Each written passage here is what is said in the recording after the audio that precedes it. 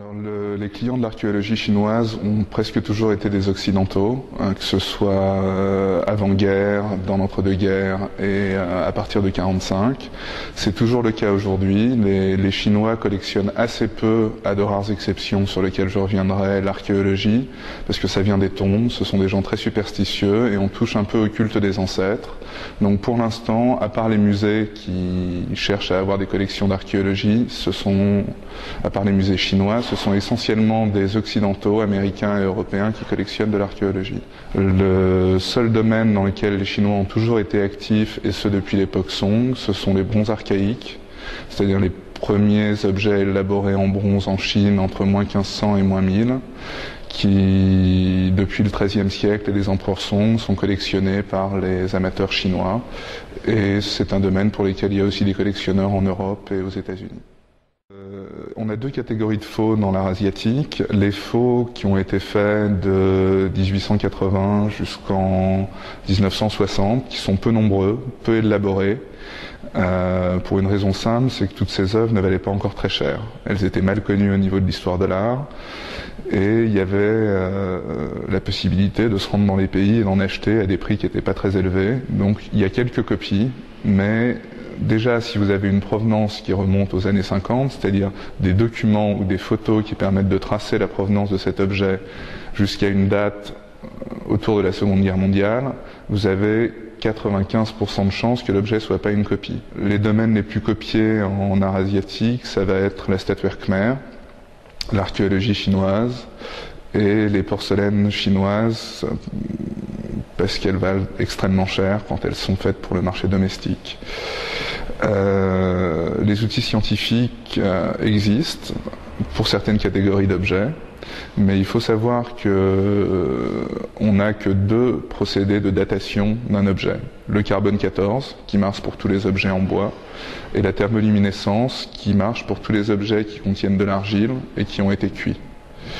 Avec la thermoluminescence, on peut dater le moment de cuisson de l'argile, par exemple d'une terre cuite.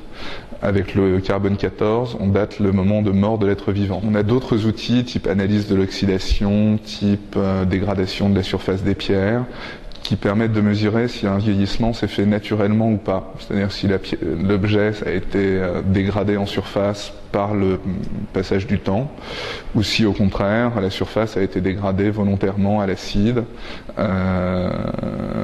ou avec d'autres procédés chimiques ou mécaniques.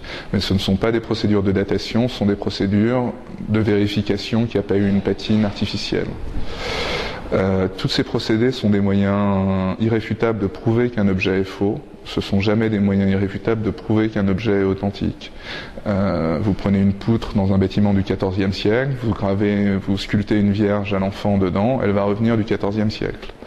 Vous prenez 20 fragments de terre cuite authentiques, vous les réassemblez ou vous les réduisez en poudre et vous les remoulez avec un peu de liant, vous les datez, ça va revenir ancien.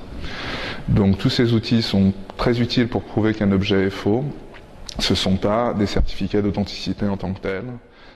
Le marché de l'art en général va être purgé d'un certain nombre d'excès, notamment dans le marché de l'art contemporain qui était avec des figures comme Damien Hirst ou les grandes figures du pop art chinois devenues hors de contrôle et complètement déconnectées de toute réalité artistique ou culturelle.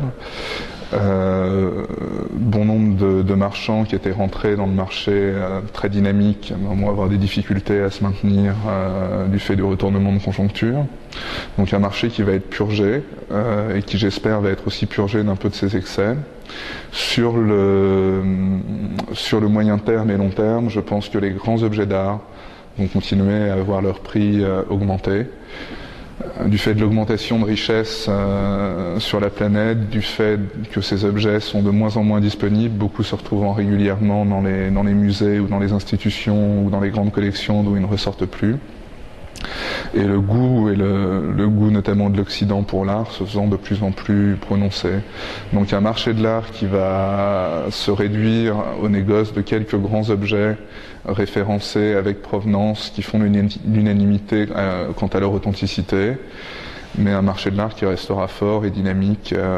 D'ailleurs, des pans entiers du marché de l'art résistent extrêmement bien à la crise.